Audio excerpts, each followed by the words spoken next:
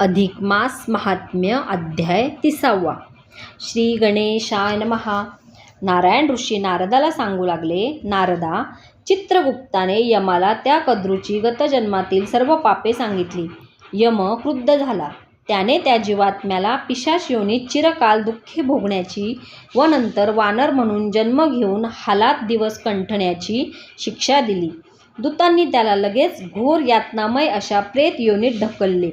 तेथे तो भूक, तहान, उष्णता, थंडी आदी तीव्र संवेगाने फारच क्लेश भोगत राहिला. त्याला नंतर वानराचा जन्म मिळाला. कालंजर पर्वतावर एक सरोवर आहे, तेथे तो राहिला. ते सरोवर पापनाशक आहे. दैत्यांच्या भयाने पूर्वी देवांनी तेथे आश्रय घेतला होता. तेथे मृगतीर्थ नामक कुंड आहे. तो वानर तेथे राहू लागला. रामावतारात रामाने वानरांना असा वर दिला होता की त्यांना गर्द झाडी, अन्न म्हणून फळे व पाणी ह्या गोष्टी कधीही कमी पडणार नाहीत. त्या वरामुळे त्या वानररूपी कद्रू विप्राला तेथे राहायला मिळाले. केरळ देशात असताना त्या ब्राह्मणाने चित्रकुंडल नावाच्या एका धनिक व्यापाराच्या घरी चाललेले अधिक मासाचे व्रत पाहिले होते व दक्षिणा मिळण्याच्या आशेने वाहवा करून त्या व्रताची खूप प्रशंसा केली होती. पुरुषोत्तमाची पूजा पाहिली होती.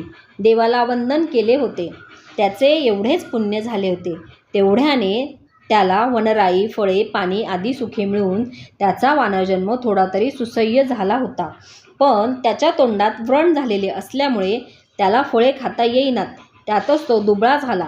एका झाडावरून दुसऱ्या झाडावर उडी मारताना तो खाली पडला. त्याचे दात पडले, अंग ठेचाळले. तेवढ्यात योगायोगाने अधिक मास आला.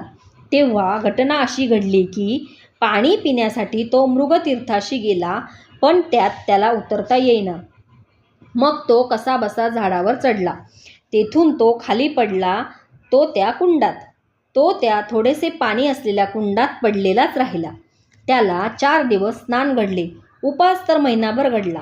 5व्या दिवशी तो कासावीस होऊन मरण पावला.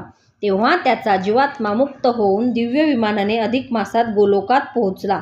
ती घटना पुढील अध्यायात सांगतात.